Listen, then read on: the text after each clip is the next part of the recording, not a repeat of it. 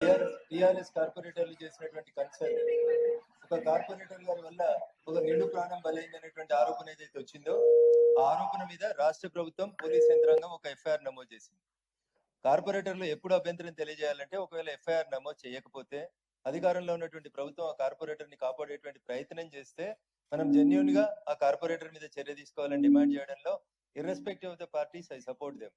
But ఆ జరిగిన సంఘటనలో నేను కూడా దినపత్రికలలో చదివిన సమాచారం మేరకు వారి మీద ఎఫ్ఐఆర్ నమోదైనట్టు ఇన్వెస్టిగేషన్ జరుగుతున్నట్టు దినపత్రికలలో చూడడం జరిగింది. సో ఇక్కడ ఉన్న వారొకరి మీదనే కాదు, నా మీద, చాలా మంది మీద, తెలంగాణ ఉద్యమంతో మొదలుకుంటే అనేక రకాలైనటువంటి ఆరోపణలతోటి అనేక మంది గౌరవ శాసనసభ్యులు, శాసన మండలి సభ్యులు, ఎంపీలు అందరి మీద ఎఫ్ఐఆర్లు నమోదై ఉంటాయి. దాని అర్థము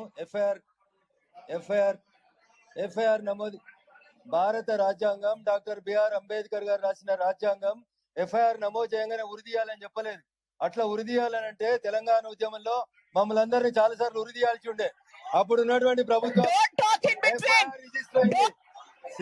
మేయర్ గారు ఎఫ్ఐఆర్ నమోదైంది, పోలీసు వాళ్ళు దర్యాప్తు చేస్తున్నారు. Let the investigation be completed. అది నేను మీ తరఫున మాట్లాడినా, వారి తరఫున మాట్లాడినా, ఎవరి తరఫున మాట్లాడినా, బీయింగ్ అన్ అడ్వకేట్ ఎఫ్ఐఆర్ అయిన తర్వాత పోలీసు వాళ్ళు వాళ్ళ పని వాళ్ళు చేస్తారు. మీ దగ్గర ఏమైనా ఆధారాలు ఉంటే, మీ దగ్గర ఉన్న చాలా మంది ఎమ్మెల్యేలు కూడా అడ్వకేట్స్ ఉన్నారు, వారిని తీసుకొని వెళ్ళి కన్సర్న్ SHO గారికి ఆధారాలు సబ్మిట్ చేయండి. మీ దగ్గర అడ్వకేట్ తక్కువ ఉంటే నాలాంటి అడ్వకేట్ ని రమ్మంటే, irrespective of parties, as an advocate definitely I will represent your case in before the SHO. Thank you for giving me an opportunity. I hope you understand, because he's a senior most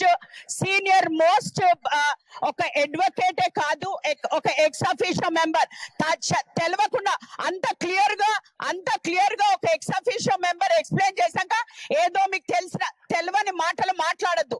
I will not even encourage people like you. Sit down.